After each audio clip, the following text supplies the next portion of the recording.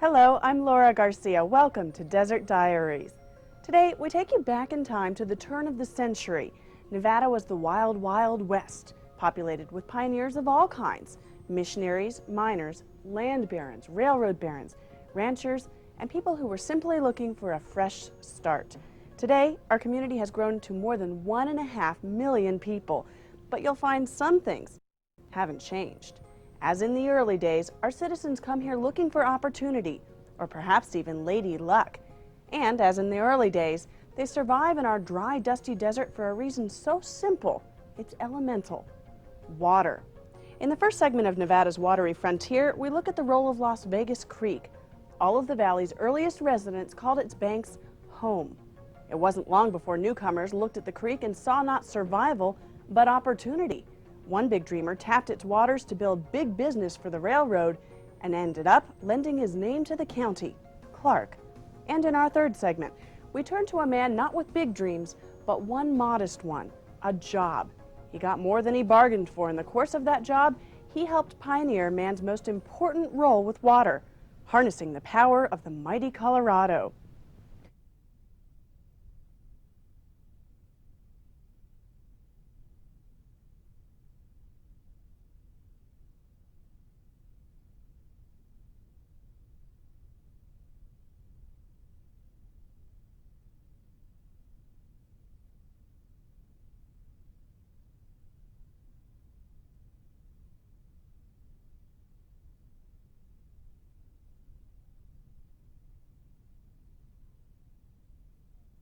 Today, our growing community reaches for the mountains in every direction, yet we can trace its roots back to just one place, one piece of land, and one source of water: the Las Vegas Creek. The property that is now the Old Las Vegas Mormon Fort State Historic Park has played an important part in our history for some 5,000 years.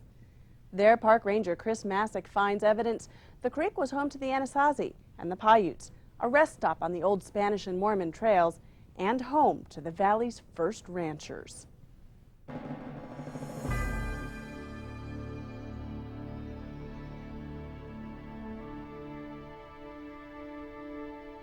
Historically speaking, this particular spot of land in Las Vegas is the most important single piece of land. The entire evidence, the entire history of the city of Las Vegas, we find evidence of that history here on this particular site.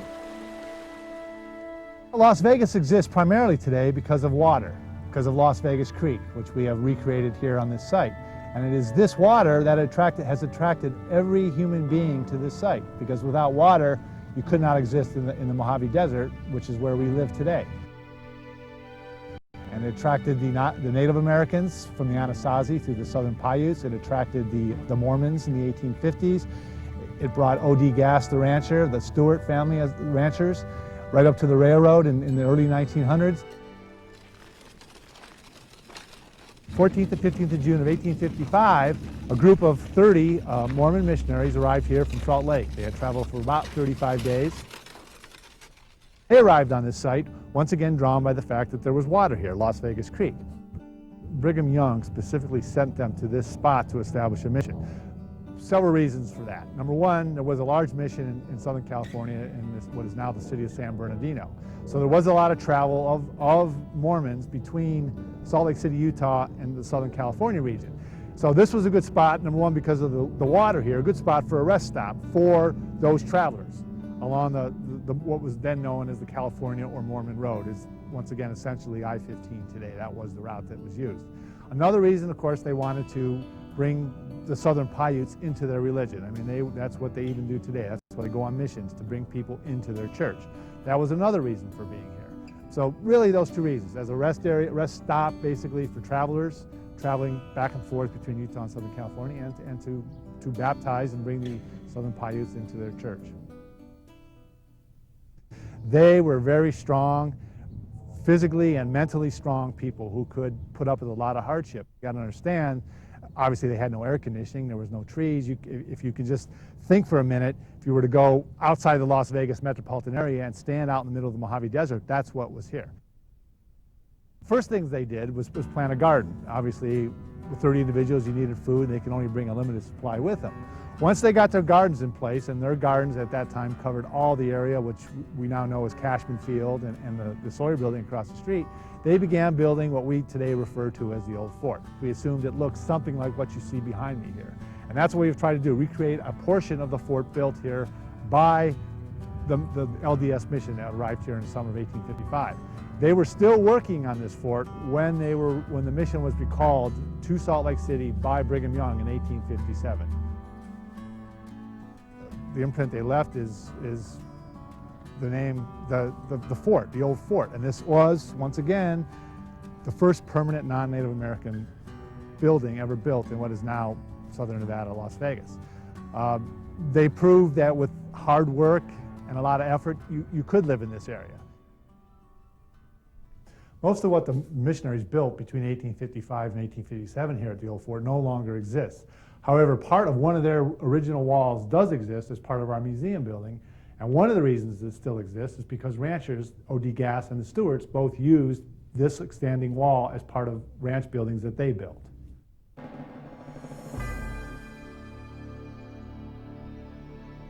Ranching period of Las Vegas history really began about 1862 or 63 when O.D. Gass arrived on this site.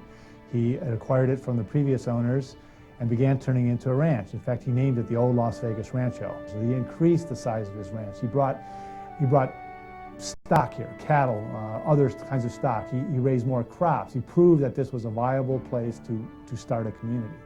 And in fact, today there are remnants of his name, although a lot of people in Las Vegas probably don't know where the names come from, Gass Avenue, downtown Las Vegas, as well as Gass Peak. It's the big mountain. If you look due north of Las Vegas, you'll see a peak.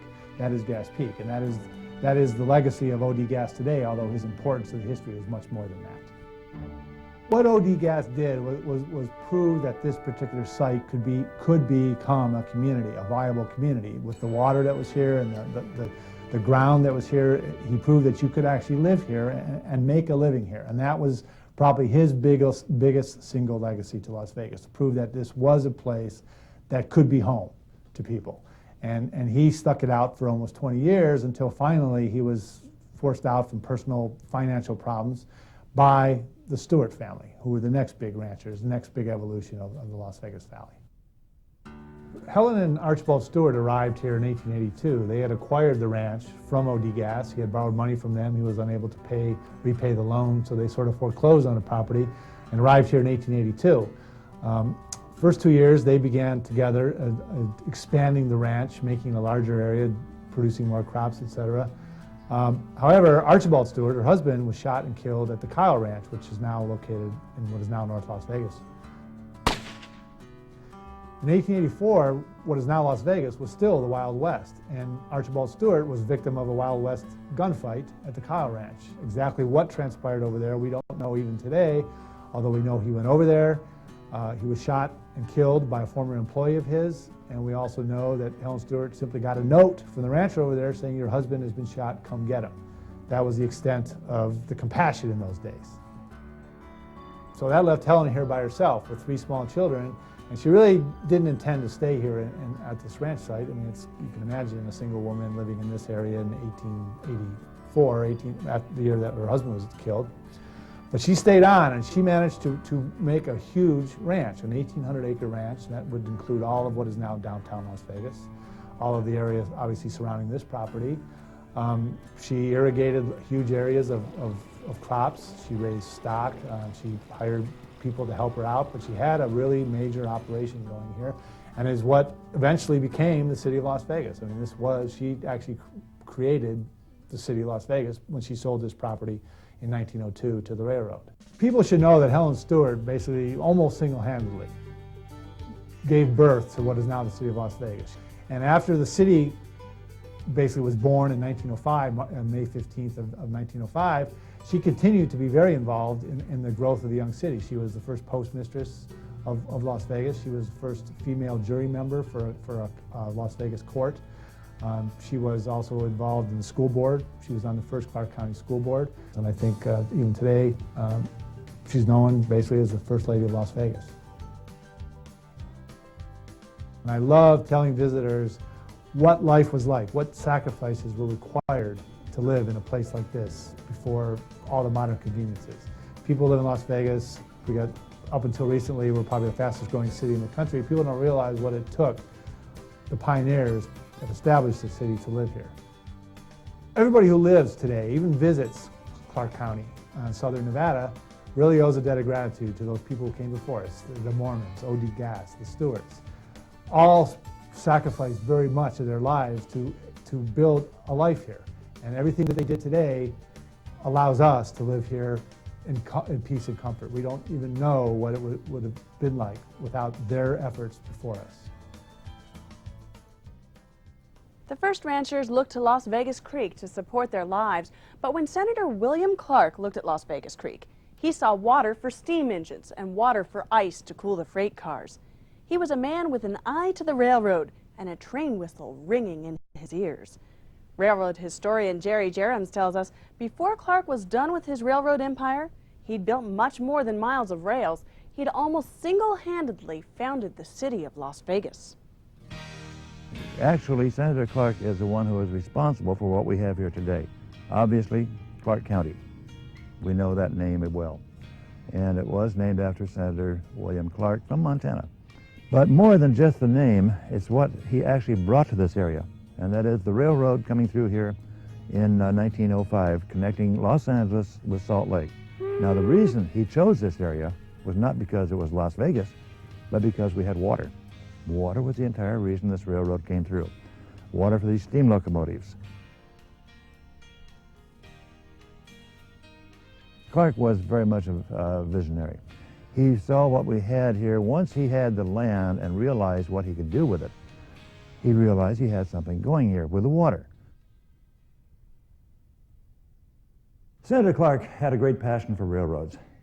He was interested in development, but the Las Vegas Railroad, the one he was building, the San Pedro, Los Angeles, Salt Lake, he had quite an obstacle to overcome, and that was there was competition.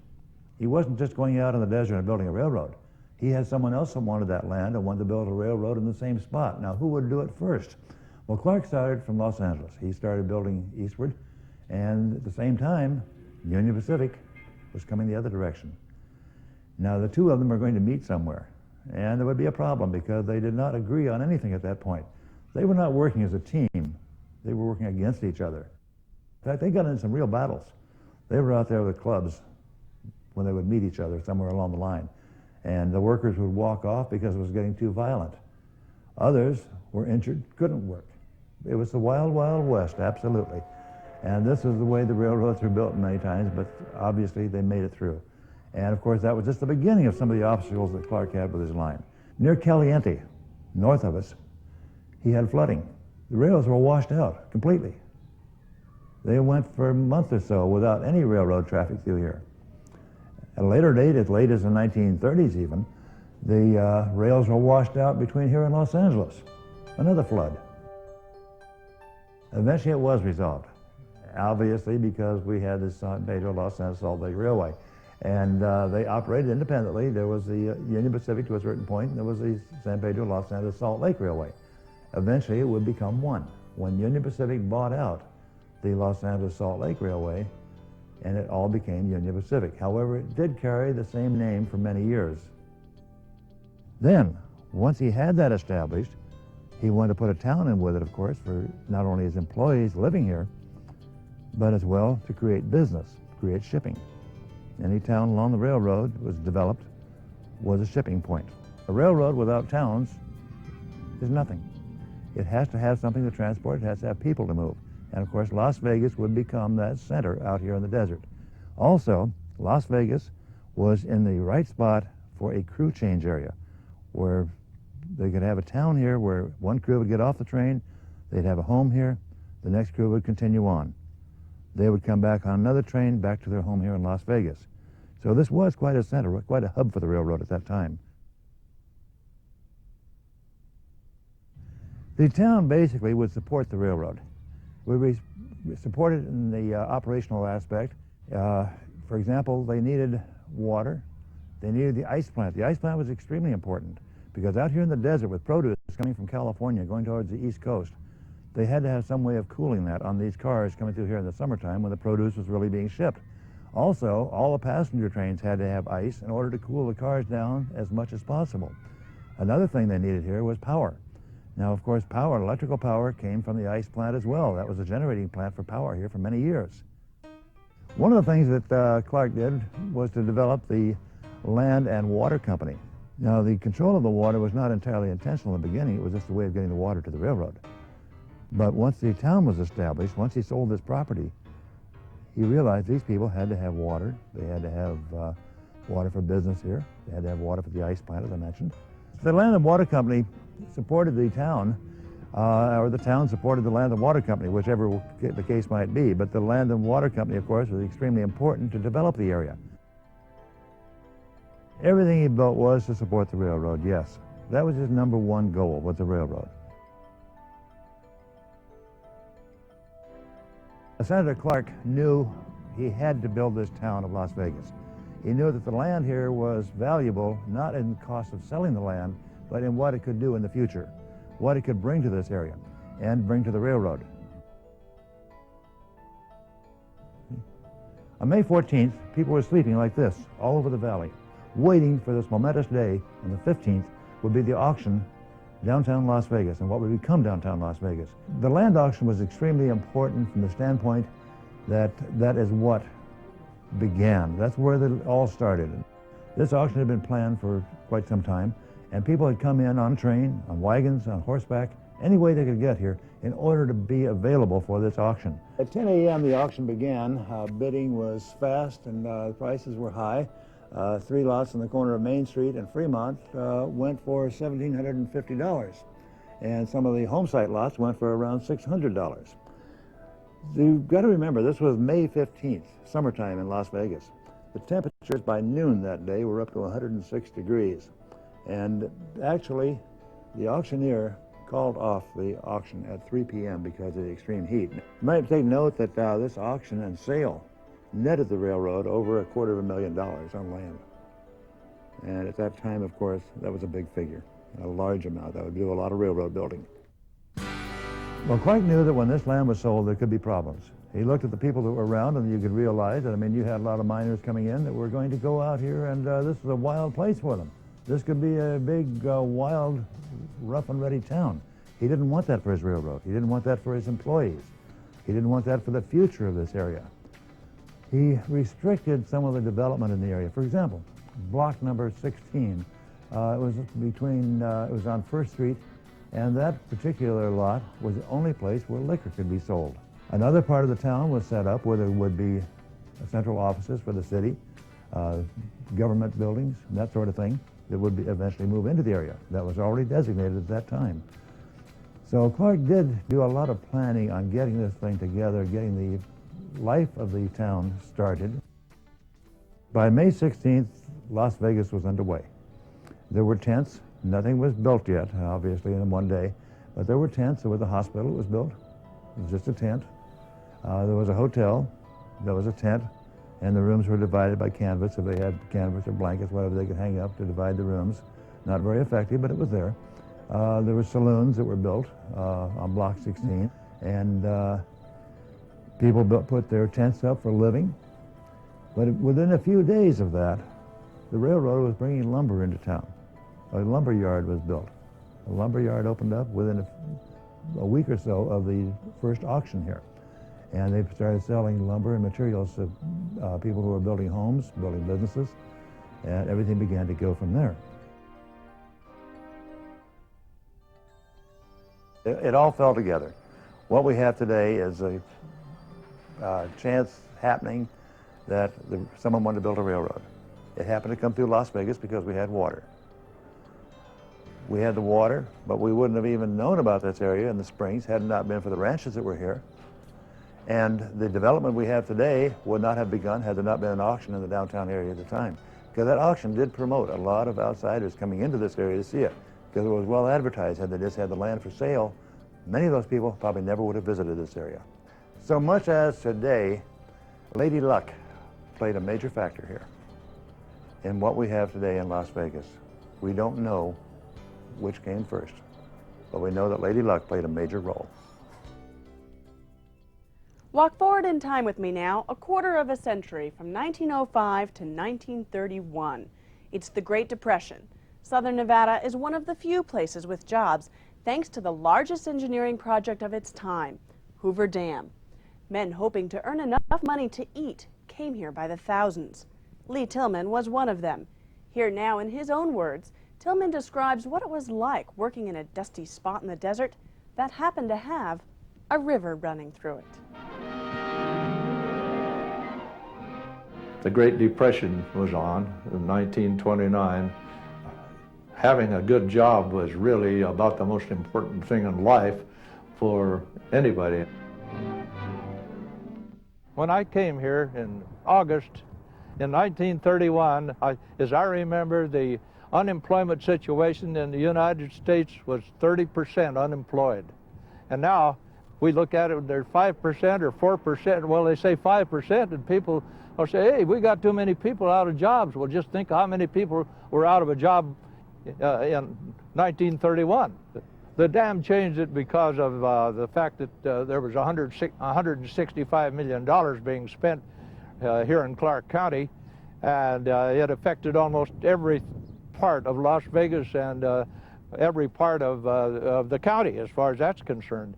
And that amount of money at that time made a big difference.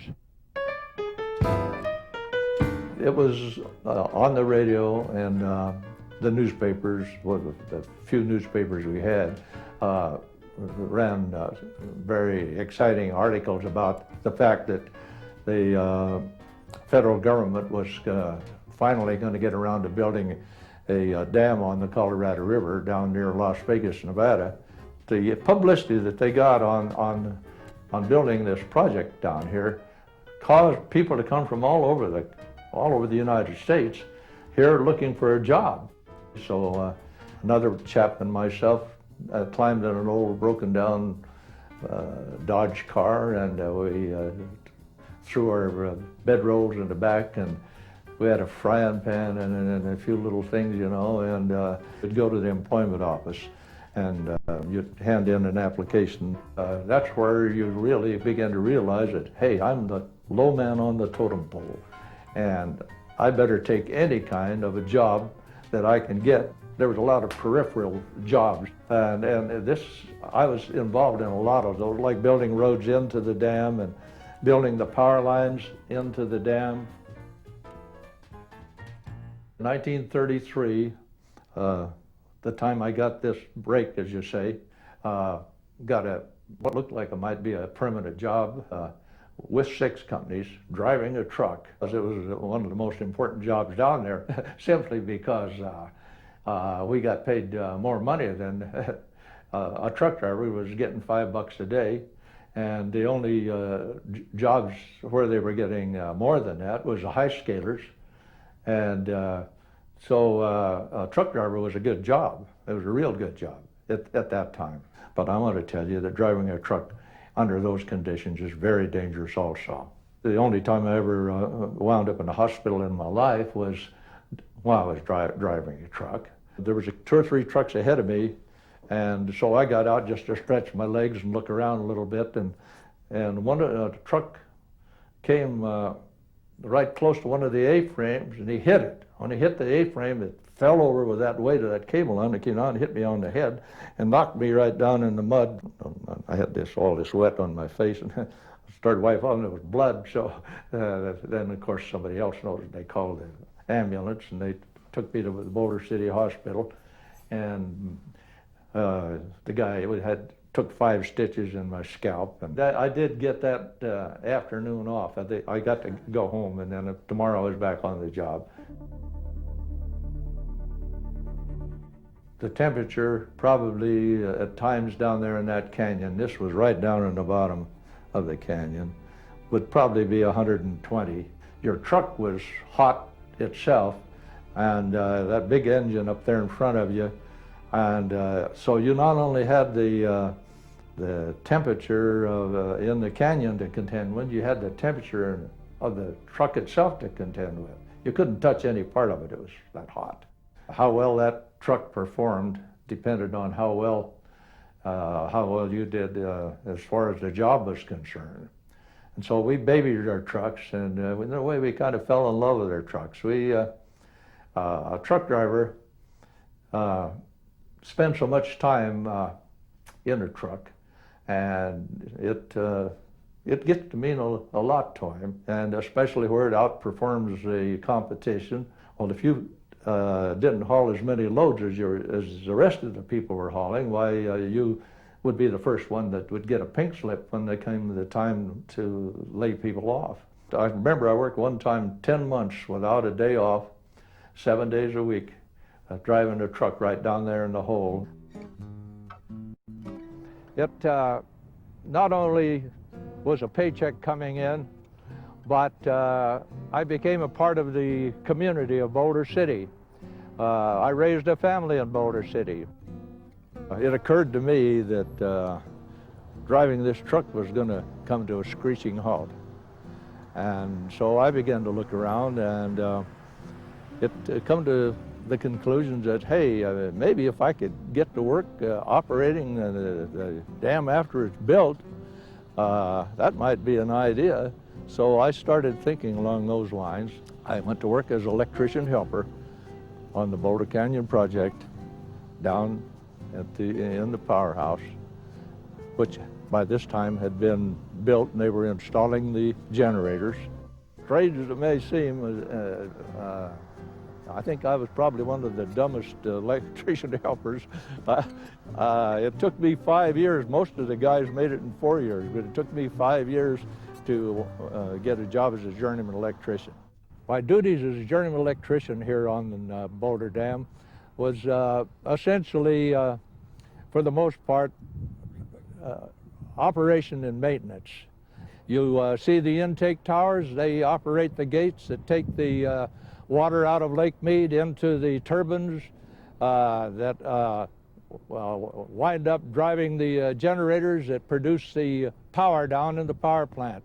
Each one of those big generators down there produced, at the time I retired here, 115,000 horsepower. I understand they've been upgraded since then. I worked as a journeyman electrician for about 25 years. And finally, I wound up as a permanent operations foreman with a permanent assignment as an operations foreman, had my own office and all the responsibilities that go with that kind of a job.